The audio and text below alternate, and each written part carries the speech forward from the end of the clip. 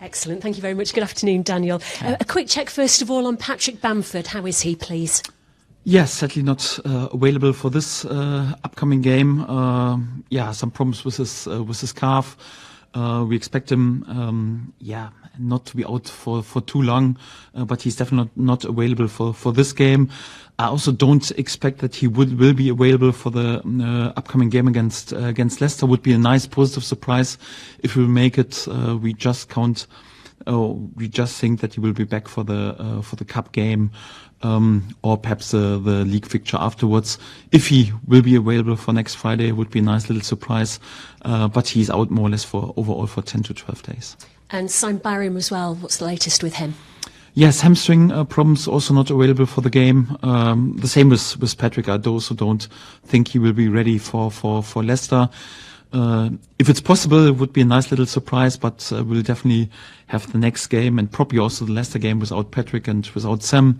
On the other hand, good news with Jamie Shackleton. He's back and available and ready to go. Is he very tired, having become a new dad for the first time? Yes, obviously he had this injury, and then really good news for him. So because we need each and every man. So it's good that we have one more right now in our corner. But was of course a bit tired, but a very happy man, and it's good to have him back. Anybody else missing for tomorrow? No. So obviously our long-term injuries with Stuart Dallas and also Pascal Stroik, but at the moment everyone else is fine. Plymouth away again. What can you take from the previous encounters you've already had with them going into tomorrow's game?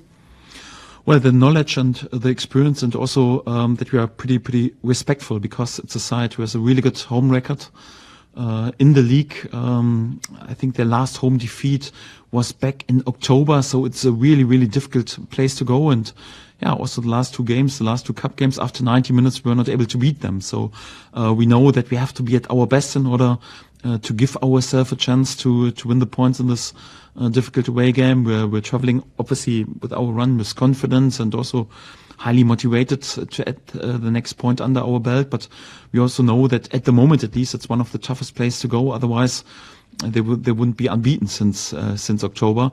It's also a pretty special atmosphere, so we definitely need again a top performance, and hopefully also again the backing of our traveling support. So in the last games it was second to none, and it means so much also to the lads and helps us also to be successful in this difficult away games. And it would be great to have another amazing support from the Leeds supporters, because at the moment the games are coming thick and fast, and lots of load, lots of traveling. And for that, we need also our supporters in order to help us in this type of games in order to win the points. The Plymouth manager Ian Foster, I think, made comment this week about the fact that Leeds will have had an extra day. They played on Wednesday night. But when you compare that to the amount of travelling that you've had to do recently, do you think that maybe balances things up a bit? Yes, I don't think we have an advantage. So it's more or less like it was also a quick turnaround. You have also a few injuries. If it would be an advantage and we win this game, I take this, but I don't expect it will be easier for us. Not at all, because yes, when you have to travel so late, there's always like the biorhythm is not in the best place. You have to travel a lot, and then sometimes struggling with the sleep. For them, home games, no travel at all. So I wouldn't say that we have an advantage. But if he's right, I take this, so no problem. You moved into second during the week. Southampton can regain second spot. They play tonight. It looks like it's going to be this cat and mouse between yourselves, Southampton, Ipswich, possibly for the rest of the season. Do you prefer to be still chasing, or would you rather be in second and be the team that are being chased, if that makes sense? No, I rather would be in position one and would be 20 points ahead of all the others, if I'm honest, because each and every point helps. So, but at the moment, again, so we don't interpret too much into the table. I spoke about this, especially after relegation. It's always a ladder, and you have to take it step by step. I always spoke about, if you want to have a perfect season, you need to make 5 steps. So the first is, don't struggle on the wrong end. Second is, make sure that you have a chance to finish in the top 6. So these both steps are already done. Third step is then finish in the top 6. And if you do so, the 4 steps would be finish on the top 4, so that you have a home game in the second leg in the playoffs. And if you manage to finally confirm step 3 and 4, and you're on a good path to do it, and there are still a few games left and a few points to play for, then you also make sure that you can climb also the 5th step. This would mean then automatic promotion or using the playoffs for promotion back to the Premier League. Then you have played a perfect season. But at the moment we are still working on step 3 and 4. And once this is finally confirmed, then we can speak about more, but not before. And for that, we are really just concentrate on taking each and every step at one moment. And take each and every game serious, and each and every point that we can collect helps. And this is also the task for the game at Plymouth. You're on such a fantastic run at the moment. 7 straight wins in the league, scoring lots of goals, not really conceding any. How close are you getting to the perfect performance in your eyes? Or as a manager, is that actually something that's never possible? You will never ultimately see the perfect performance because there'll always be things you want to work on. No, sadly, a perfect performance is never achievable, but we try each and every day in order to come as close as possible. And I know so some of our recent performances were not too far away. And if you have a run of 7 games in a row in the league with 7 wins and many clean sheets, you can't win more than 21 points in 7 games. I know it's pretty close to perfect, but there's still always challenges and always a few details what we want to improve, and we have to be spot on in each and every game. And sadly that we did win in the last 7 games 21 points won't help us in the Plymouth game. So they are perhaps even more greedy and highly motivated to be the first team who wins points against us during this year. So it doesn't help. So it helps a bit in terms of confidence and rhythm, and that we believe in what we're doing. That's good, but it never helps. And for the next game, we have to be at our best again. Does it drive you mad as a manager though that you're striving for something that's never attainable? Yes, there are a few things in life that are like this, and for that you also have to enjoy the way, and this is quite important. Obviously, we have goals and we want to achieve something special, but the most important is always the way. And if the way looks like what we're doing at the moment, hard work, unity, togetherness, spirit, enjoyable football, I would also say, and successful football. We have to value this and have to enjoy this, and this would be also my recommendation to our supporters. Obviously, it's also great to speak about what will happen over the next weeks, and they can be excited. But once you have a away performance, for example, like we did have at Swansea, it's also important to enjoy these moments and enjoy the lads how they play football, because you can't always repeat it in the same way, but we try to our best in order to make them happy again at this weekend. Good luck. Thank you very much. Thank you. Hi, Daniel, you're right. Yes. When you look at it overall, 66 points from 32 games, you obviously said there's going to be a bumpy start because of the summer that the club had.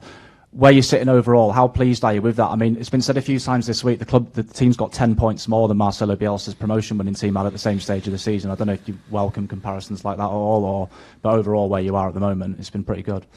Well, it was also a different time, but overall, I can't really ask for more after really all the odds that were a bit against us in the beginning of the season. So all the praise and the credit goes first of all to our key people, our owners, the 49ers, our board, and all the people who help.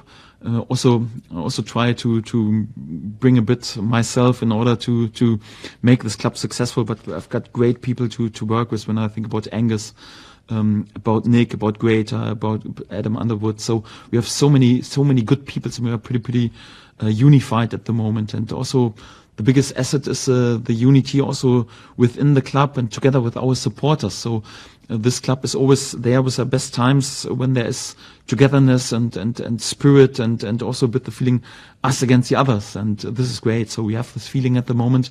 And like you mentioned, so our point tally is remarkable.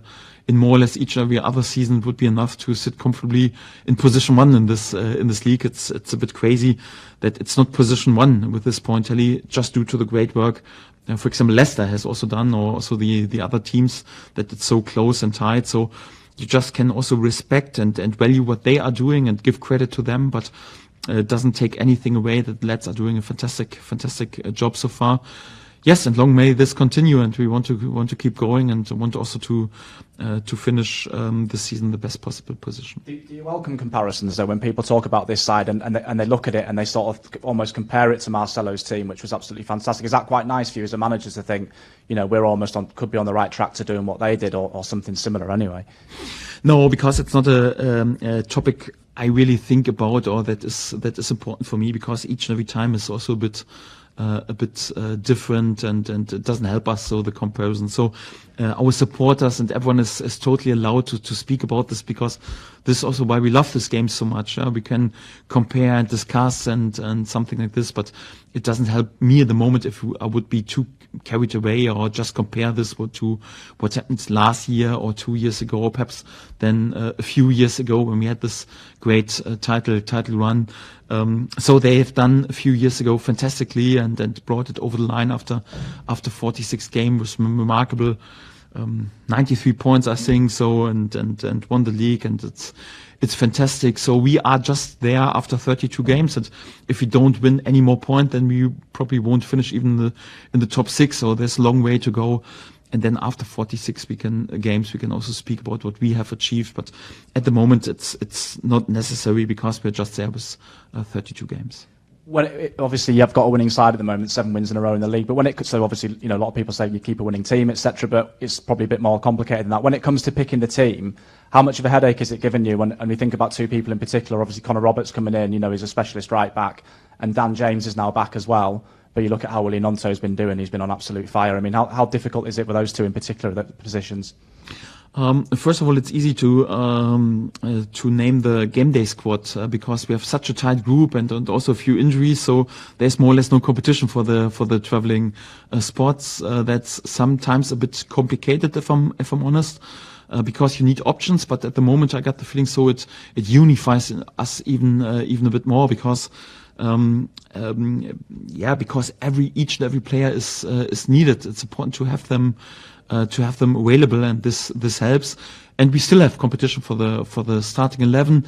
Obviously, when you have a few injuries, it also eases a bit up, but it's also quite easy, because I don't have a starting lineup just in my head before season. I always react on what happens during the games, and also on the training pitch, and no player can allow to or to afford 1 or 2 weaker training sessions. They always have to be on it, because if you're not on it, then a really good player is there next to you and want to have your spot. And if you're delivering performances, then there is also no need to change too much. Obviously, we can also adapt a bit to the tactical necessities, but at the moment, we also got the feeling, no, it's not us who has to adapt to the opponent. It's more like the opponent who has to adapt to us. And for that, you also don't have to change too much in our way, in our setup, because at the moment we are capable to dominate and be more or less the protagonist on the pitch. And this is also what we want to do in the upcoming games. So just last couple, you mentioned some of the injuries, obviously with Catherine there, but in terms of the longer term ones, is there any chance of an update on Stuart Dallas? We've not had on one for a while really, and also Carl Darlow and Pascal. I know they've been a bit longer, but I mean, how are those 3 at the moment looking? Yes, with Stuart, the same. So he gets all the time that he needs. He's out for so many months right now. So it's not possible to speak then about days or whatever. So we back him. We give him all the time. He sees different consultants, and we try everything in order to work with him in the most professional way, and hope that it works out in the end. We try everything to support him, and don't want to put any pressure on him in terms of giving a time frame. With Carl Darlow, I mentioned in the last press conference, will be about 2 weeks. Right now, it's a few days less. So I hope that at some point he will then be available again. So I expect him to be available for the games even before the March international break. So he's not too far away from team training. And with Pascal, we spoke about, so he will have important rescan in the beginning of next week, and then The doctors will decide if he can extend his training load, and at the moment he's just doing individual training. And I think we have a bit clearer view in the middle of next week. And just the last one, I think the final word should go on the fans this week as they get set for a lunchtime kick-off down in Plymouth a few days after Swansea away midweek. What have you made to the support? I know you mentioned it to Catherine there, but I mean, is it even taking you by surprise, like the support that this team gets and everything like that? I mean, and how important is it for the team?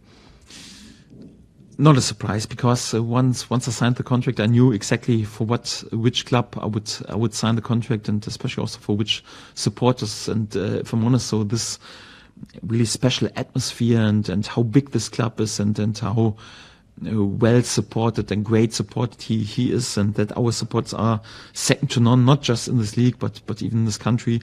This was also main topic why I was willing to sign a contract here and to sign such a long-term contract, because I 100% believe in this project, and I 100% believe that this club on the mid and the long term should be in a much better position than just in sorrow after relegation back to the championship. And I try to help a little bit in order to make our fantastic supporters happy.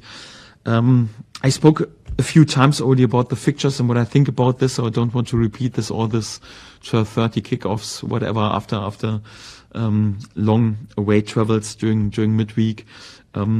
Not just for the players, but also for our supporters. Sometimes it just feels strange, but I got the feeling though when the odds are against us and it's not the easiest way, then this club is at their best, and also our supporters. So when everyone thinks, right now it's a difficult away trip, away to Plymouth, away to Swansea, a difficult kick-off time, then you would think, no one makes the trip. Then there are even more Leeds shirts, and they're singing even louder and prouder. And this is also what I'm hoping for tomorrow, because this supports are second to none, and they are there at their best when we need them the most. And this is, I think, the biggest asset this club has, and we have to value this and have to be proud of this. I'm unbelievably grateful that I'm allowed to work for this fantastic club and also for our fantastic supporters. Nice. Safe trip and good luck this weekend as well. Thank you. Thanks very much. Thank you. Thank you.